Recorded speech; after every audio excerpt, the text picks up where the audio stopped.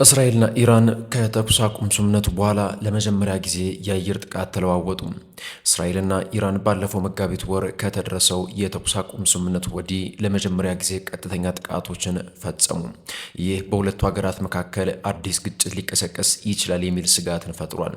ድርጊቱ ቀጠናዊ ጦርነት እንዳይከሰት ለመከላከል ሲደረጉ የነበሩ ደካማ ዲፕሎማሲያዊ ጥረቶችንም አደጋ ላይ ጥሏል።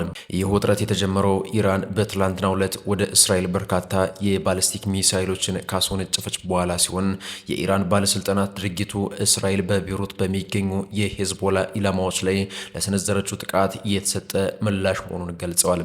የእስራኤል ኃይል እንዳስታወቀው አብዛኞቹ ሚሳይሎች በእስራኤል የአየር መከላከያ ስርዓት መክነዋል ያለ ሲሆን እስራኤል በበኩሏ በዛሬው ዕለት በምዕራብና በማዕከላዊ ኢራን በሚገኙ ወታደራዊ ኢላማዎች ላይ የአየር ጥቃት በመሰንዘር ምላሽ ሰጥታለች።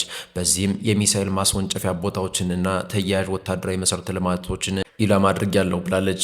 በቴህራን፣ ኢስፋን፣ ታብሪዝ፣ ካራጅና ኬርማንሻህን ጨምሮ በተለያዩ የኢራን ከተሞች ፍንዳታዎች መሰማታቸውም ተዘግቧል። ይህ የተካሄደው የኃይል እርምጃ በኢራን እስራኤልና በዩናይትድ ስቴትስ መካከል ለሳምንታት የዘለቀውን ግጭት ተከትሎ መጋቢት 30 የተኩስ አቁም ስምምነት ከጸና ወዲህ በሁለቱ ሀገራት መካከል የተመዘገበው የመጀመሪያው ቀጥተኛ ወታደራዊ ግጭት ሆኗል። ኢራን የእስራኤል ጥቃቶች የሚቀጥሉ ከሆነ ምላሿን ይበልጥ ልታሰፋ እንደምትችል ያስጠነቀቀች ሲሆን የእስራኤል ባለስልጣናት በበኩላቸው ለተጨማሪ ወታደራዊ እርምጃ ዝግጁ መሆናቸውን አመልክቷል። ይህ አዲስ ውጥረት በዓለም አቀፍ ገበያ ላይም ተጽዕኖ ፈጥሯል። አዲስ የተቀሰቀሰው ውጊያ የኃይል አቅርቦትን አደጋ ላይ ሊጥልና በሆርሙዝ ሰርጥ ላይ የመርከብ ትራንስፖርትን ሊያስተጓጉል ይችላል በሚል ስጋት የነዳጅ ዋጋ ጭማሪ አሳይቷል ተብሏል።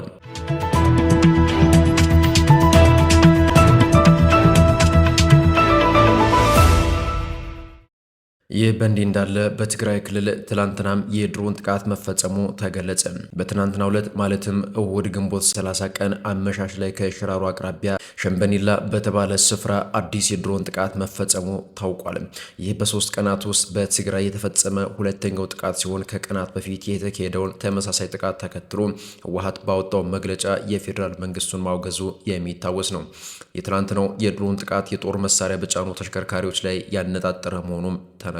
ከሁለት ቀናት በፊት የተካሄደው ጥቃትም በተመሳሳይ በወታደራዊ ተሽከርካሪዎችና ታጣቂዎች ላይ ያነጣጠረ እንደነበረ የወጡ መረጃዎች አመላክቷል።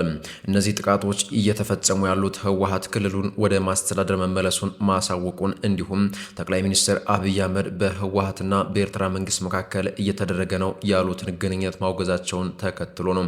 የድሮን ጥቃቱ በተፈጸመበት በዚህ ሰዓትም የኤርትራው ፕሬዝዳንት ኢሳያስ አፈወርቂ ወደ ግብጽ መግባታቸው ታውቋል። የፕሬዝዳንቱ የግብጽ ጉብኝት ትኩረት በውል ባይታወቅም ጠቅላይ ሚኒስትር አብይ የህወሓትንና የኤርትራ መንግስትን ጥምረት ከማውገዛቸው ባለፈ በሁለት ቀናት የተፈጸሙት ጥቃቶች ከኤርትራ ድንበር አቅራቢያና የኤርትራ ሰራዊት አባላት በስፋት በሚታዩባቸው አካባቢዎች መሆናቸው ጥቃቱ በኤርትራና በህወሓት መካከል ተፈጥሯል በተባለው አዲስ ግንኙነት ላይ ያነጣጠረ መሆኑን ያሳያል ተብሏል።